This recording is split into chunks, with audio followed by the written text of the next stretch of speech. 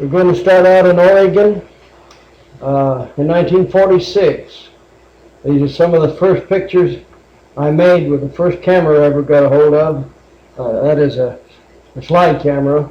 And this shows a picture of my mother going down the trail in the direction of grandmother's in the snow.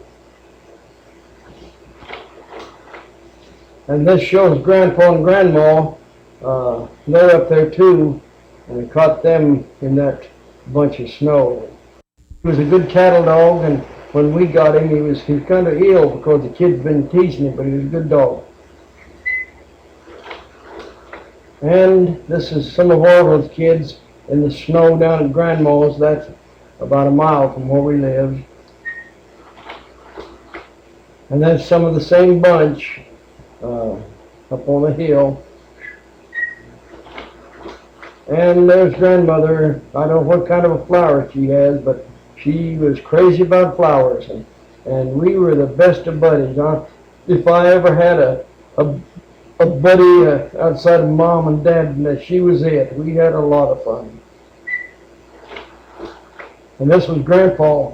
He wasn't much for fun, but he was a good hunter. His dad came across the plains in 1850, and this is you see in the light part way in the distance that, and when that fills up with water in the winter, that was a big lake about a mile. It was a mile across and about 3 miles long.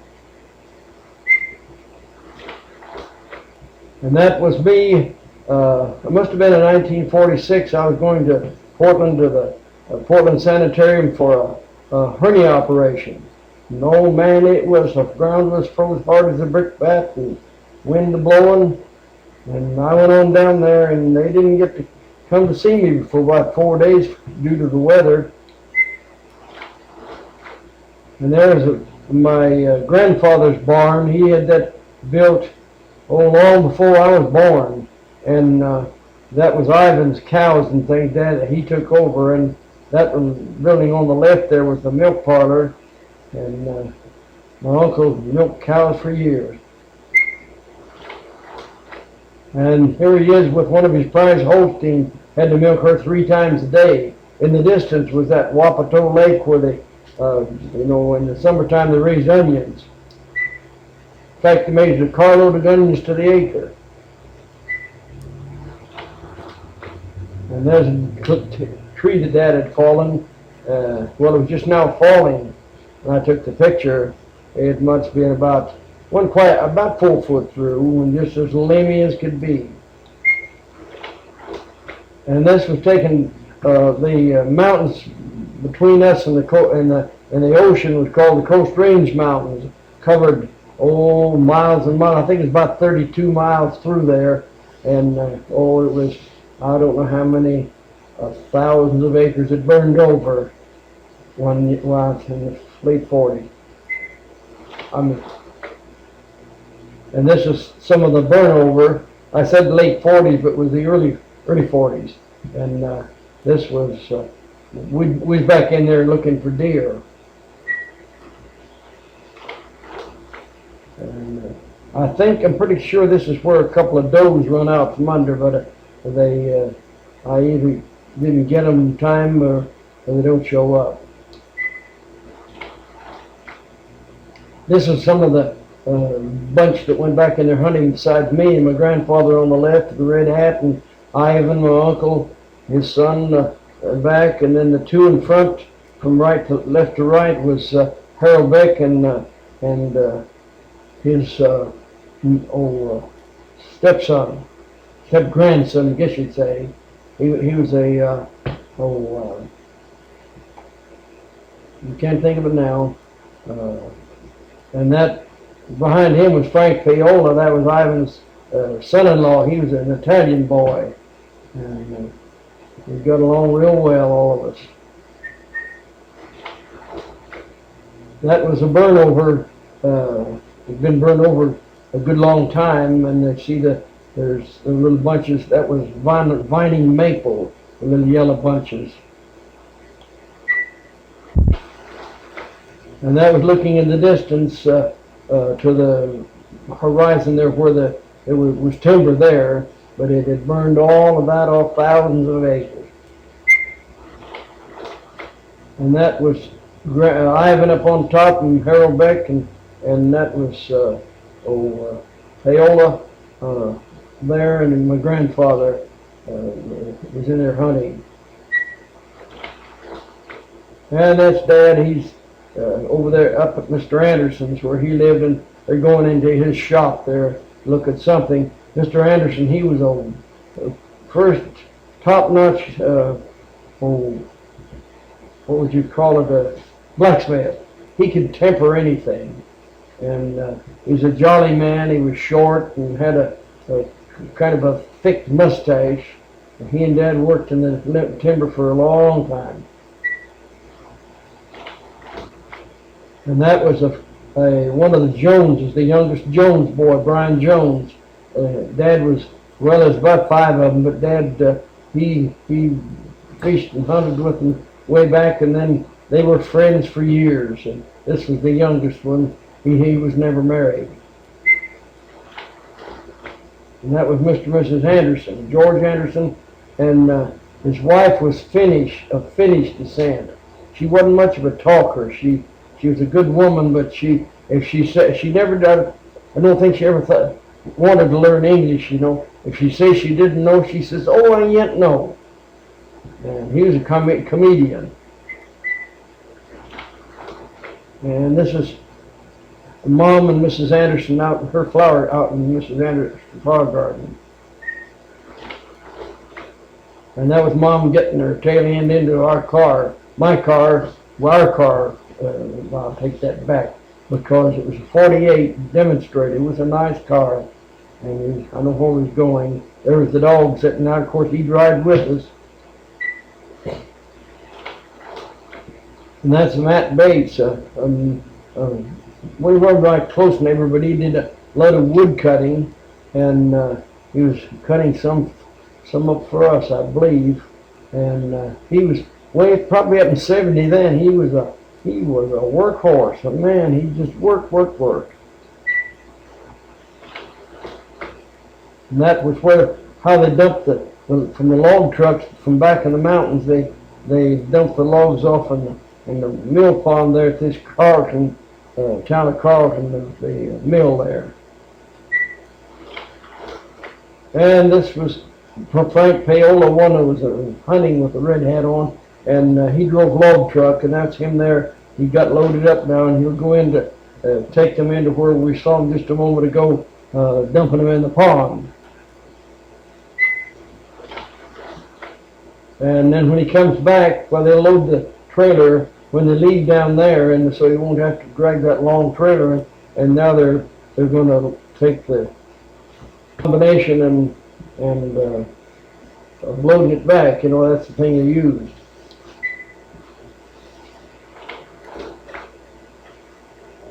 And that's the thing. That's the gizmo there that's idle. That's what we loaded with. And that's our place.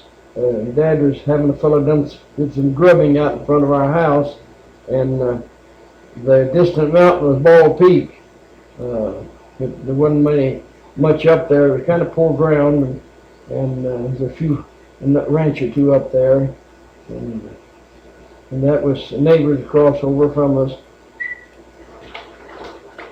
And that was, I was over in my uncle's place, about a mile or a mile and a half, and I took this picture looking back toward our place.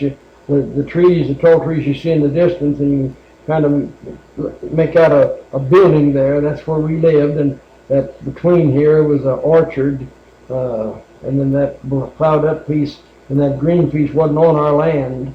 And I might insert a quick one here. That piece that's between the bottom there and the other one, green piece up there, that was steep. You couldn't hardly stand up on it. And one time we found, it was in the summertime with a lot of grass and stuff, and we found where a bear, Grandpa said they used to do that. They would roll up in a ball and then roll down the hill just like a ball, and he rolled out there through the board fence and into that wheat field, but then the wheat field was yellow then when this happened, and then he got up and walked away. All right, this is Dad close to the house here, a small piece of ground, and working it up. That his big horses. One on this side was a Belgian who weighed 1,800, and the one on the other side was a female Persian, and she weighed 1,600. That dogs is his buddies. And this is Gaston High School and grade school, where I went for 12 years and learned what a little I got between my ears. There's my little shoe. I don't know how old I was when I had that on. Probably I might have been 5 years old. I don't know. But anyway, that one was taken here at the Sharp residence, a shoe of mine, and the other one was my little shoe way back there. It grew a bit, didn't I? And there's the prune orchard. Dad had it worked up real well. Always did keep it pretty good shape. And that's the prune orchard. Now, if you buy them in the store, they call them blue plums, but they're really prunes. And you dry them, they call them prunes. Kind of a redundant thing.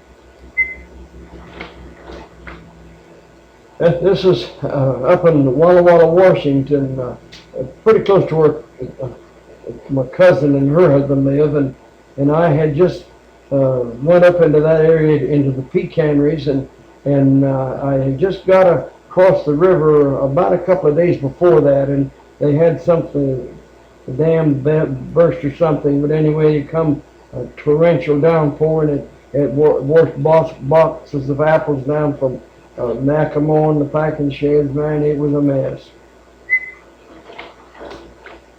And that's a fellow I used to work for in the wheat harvest. That was next to the oldest boy standing there with him, and then the other one, he must have been about 7 or 8, something like that. He was a good guy to work for, Neil Loniker.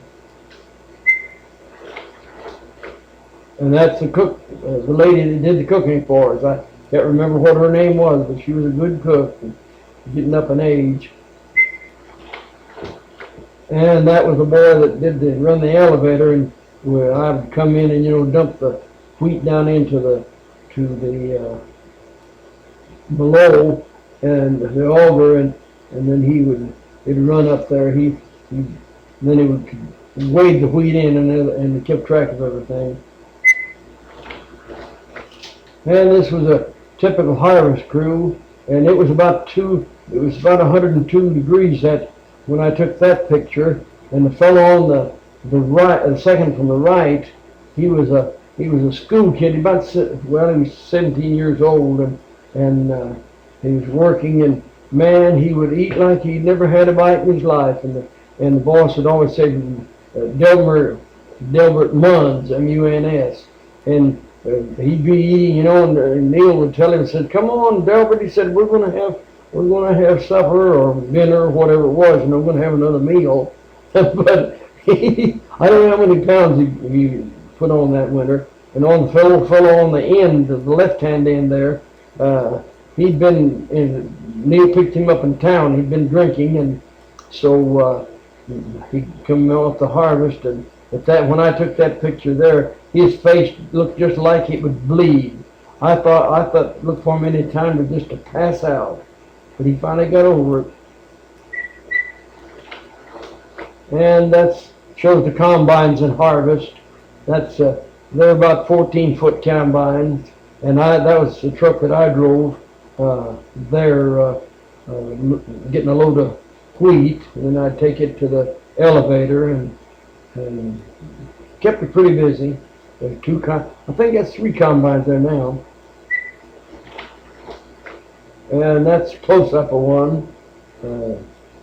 They have a header puncher and a lot of there's 2 up there. I don't know what they're both doing up there, but anyway, that red strip you see around there, that's a big what would you call it, container. It's built in on that thing, and they run the wheat in there, and then when it gets full, the truck has to pull up and unload it in it. And that's what I did. I would pull up, and a lot of times the combines would just keep on running, and I'd pull up beside them and stand on the running board, and they'd open the chute, and out she'd come. Now that's some steep ground there, pretty steep, and they could cut. Those combines can level from both sides. One wheel would go down, the other would go up, on the upper side, and the other would come down, and they could level on a 50% grade. And that was looking from, this was up near Moscow, Idaho, or pretty close to it, and that's Moscow Mountain in the distance. That's in Idaho, and that was a summer fall there, the dirt, and we was harvesting the grain on this here stubble, and harvested it, but it was good country. And after we got all through harvest with Mr. Boyd there out from Pullman and Moscow, Idaho, he had a lot of land, and that's a huge disc there, and so I wanted to go elk hunting with the boys, and I hadn't driven a cat, driven a cat, but had one of the boys was baling straw, and he was kind of reckless, and so I told him if he didn't want to fool with it, well, I'd just drive it in. I'd never been on a cat before, but we was hooked to a hay baler. So anyway, I ended up on this one and ran it from 6 o'clock in the morning to 6 o'clock that night, I think for 3 weeks or more. I found out how to do one.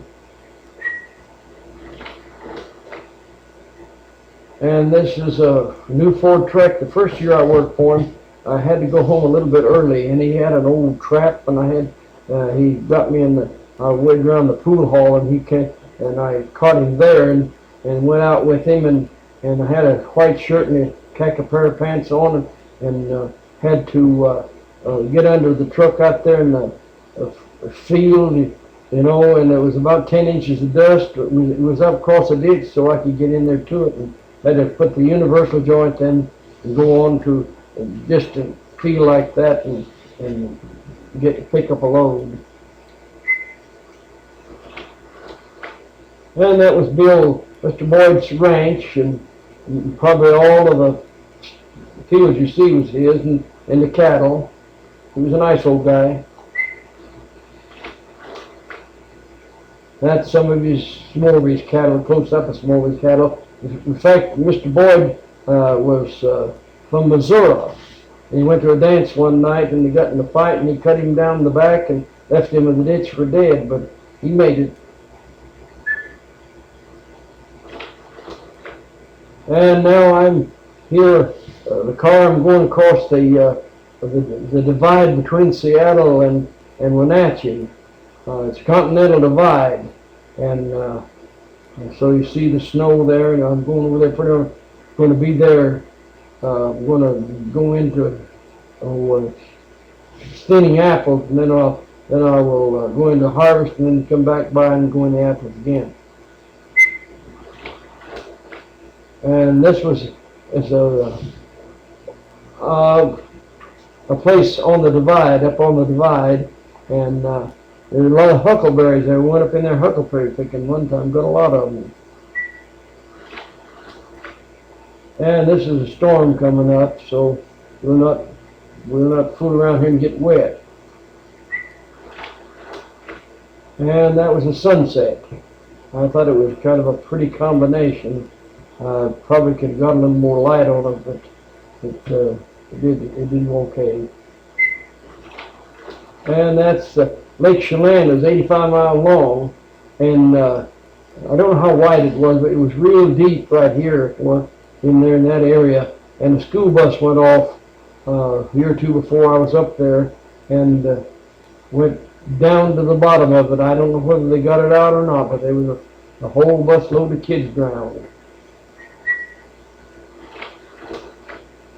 And this was just a place it was a viewpoint, but it really don't show up from here, but from where you could drive around farther, and there on that right-hand place, there was a perfect a bust and a head of President Lincoln. It just looked for the world like him. And that was where the green roof thing is where I batched, and that belonged to Mr. Cecil, and that's where we picked apples and was up there a couple of different seasons. And when you look on the distance on the side of the hill, the greenery, well, that's as far as the irrigation ditches goes up. Above that, well, they don't have any water. And there's Mr. Cecil. He's a fine old fellow. He's originally from Kentucky, always wallowing a cigar around his mouth. But he was a nice old fellow, and he was good to me. And that's him with his big old dog. I think he was a Newfoundland, I believe it was. And his kids would ride him even. And this is Ned Porterfield. He's dead now. I correspond with his wife once in a while, and I believe I had maybe if his little boy was on a stand on the truck, and it might be later here, I'm not sure. And anyway, that's Deb, and he's been dead a couple, 3 years. And that's John. That was a brother of the fellow's wife that owned it. Fellow owned his wife. And that was her brother. And he was a good guy, but he drank every weekend. You know, he was pied, but he's a good worker. And that was some special kind of red delicious. We called them the Shotwell delicious. They had little tiny specks on them, kind of yellowish specks. No, not really yellow, but just little specks on them, and they were really good flavored.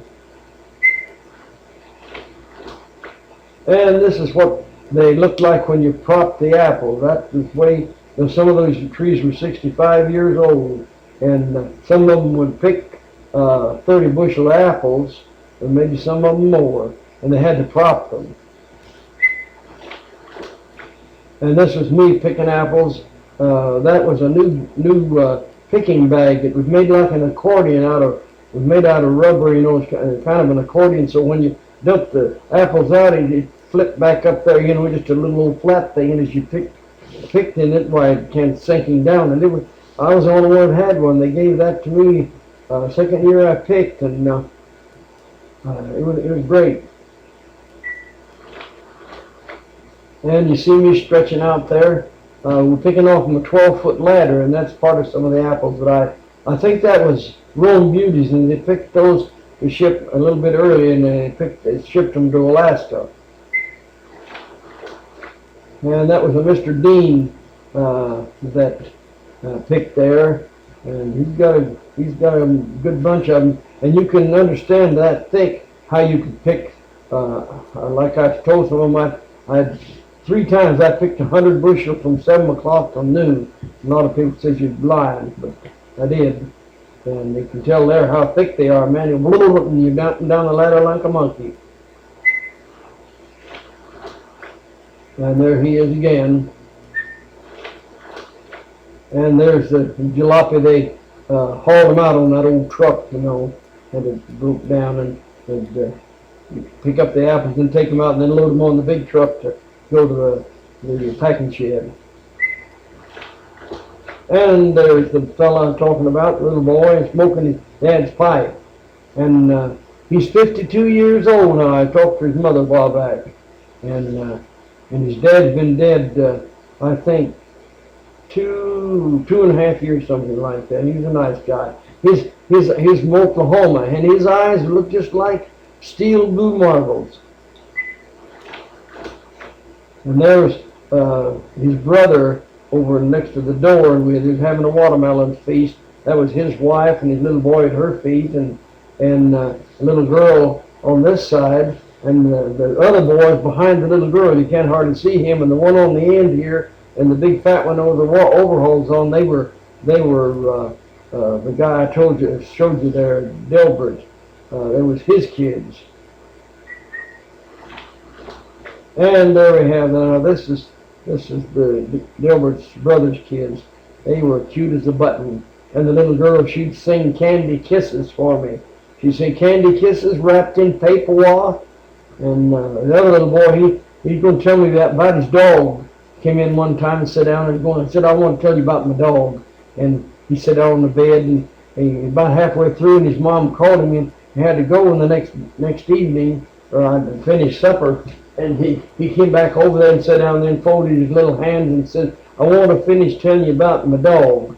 And he drawed a deep breath, and he says, where'd the leave off? And that's him there. He wasn't a beauty, but he was a cute little old fella. And that was the little girl. She was cute. And that was the little girl, the same little girl at the back, and I think the other little boy was the little one in the middle on up to the dog's head, and the other was there's some other of the boss's kids. Great big Newfoundland dog, and one of the little girls, I don't think she's there. I don't believe that. She'd ride the dog. Yeah, that was the little one there. She'd ride, and that was her two sisters. And that was a bloody mess there. I'd killed a deer and gutted it out, and I finally hid it in the sagebrush and went on quite a ways up the mountain and killed another one and gutted it out and had it, hung around a tree so I'd come back and get it. And when I came back for them, I got this one and went on for the other one, and we met a trucker coming out, or a pickup coming out covered over, and we had to walk quite a little ways up the mountain, and we got up there and the suckers had stolen it. See, that's it right there. Nice deer. Now there's no Lost Lake. I don't know whether you can't see any inlet or outlet to it, but it stays about like that all the time. And then this is Soap Lake. That man standing down there is a Mr. Cecil, the fellow I work for, and I took he and his wife up to Soap Lake. Soap Lake. It used to be a resort, like a lot of places where you'd go there for your health. You'd take baths and have to drink the water. And I took a jug of it home to show the folks, and it's just like drinking water with salt and soda in it. It's terrible. And all that would exist in the lake was just the skippers on top. No fish or nothing. And that was where we came up through this area when we came back here in 1946. Water looked pretty green. This was in Montana. Pretty place. And this was over the other side of the river. And we stopped here. They wouldn't let us through Yellowstone, and this was past Yellowstone, and we stopped and they took that picture there. And you can't see, it's not plain there, but Mama's standing on a big rock. She had a tan coat on, long coat on, and Dad, he was there pretty close to the tree standing with that rock, but neither one of them show up. I hate that.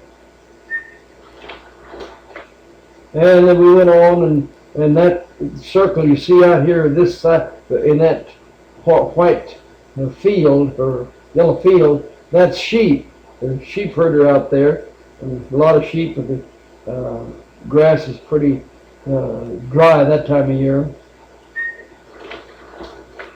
And then somebody had I think it was a service station or something, had these buffalo.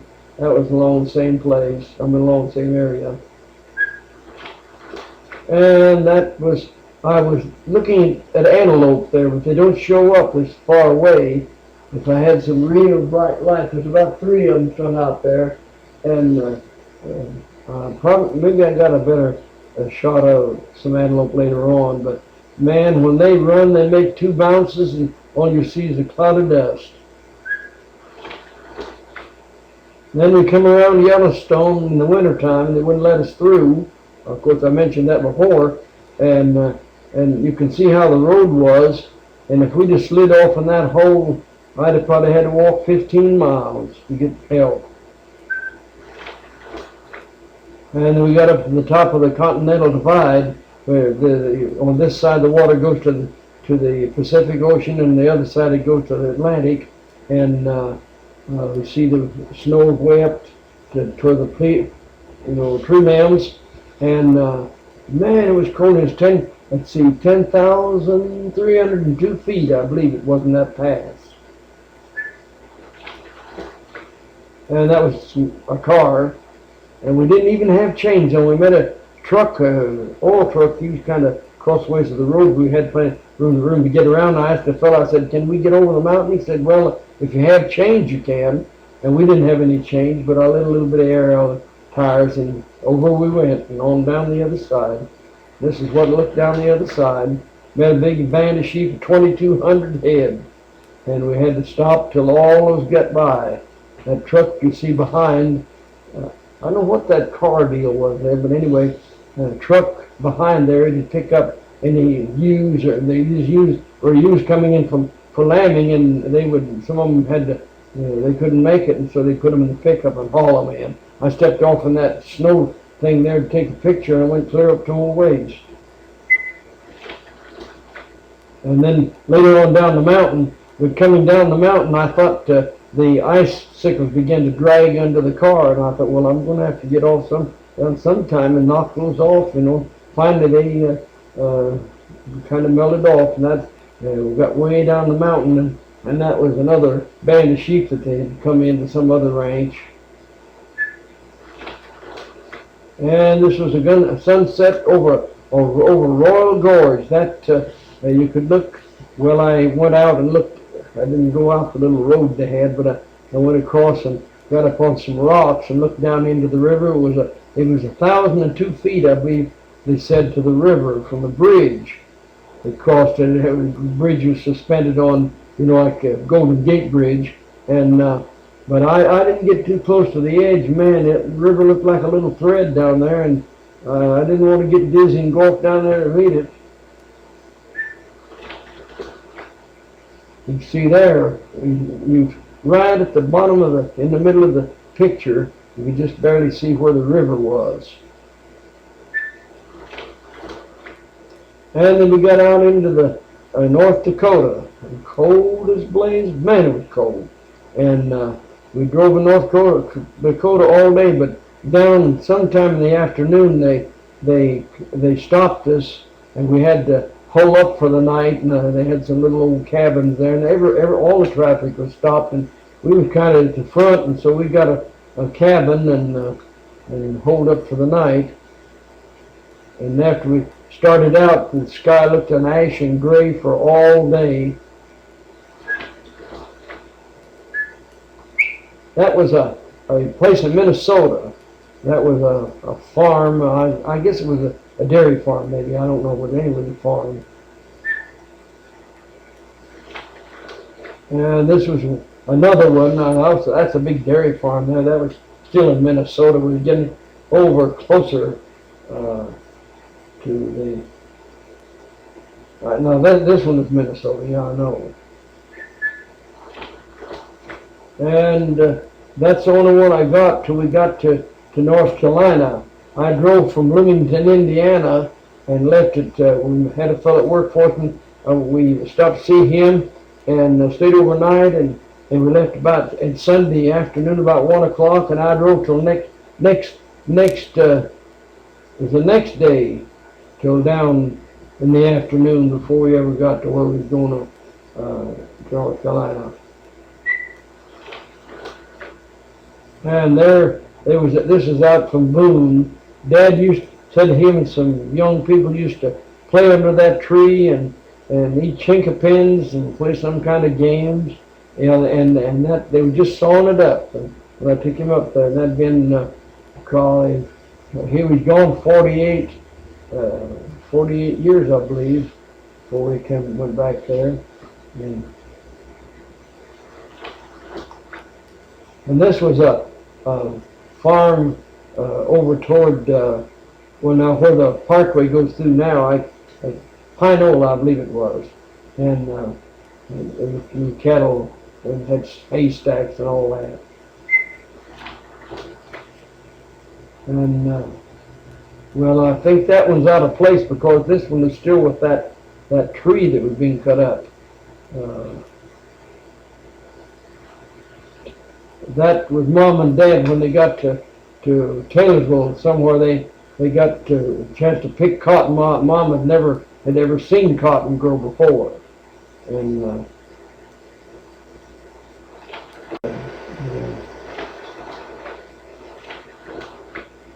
this was a hayfield somewhere along about Pinola or something there.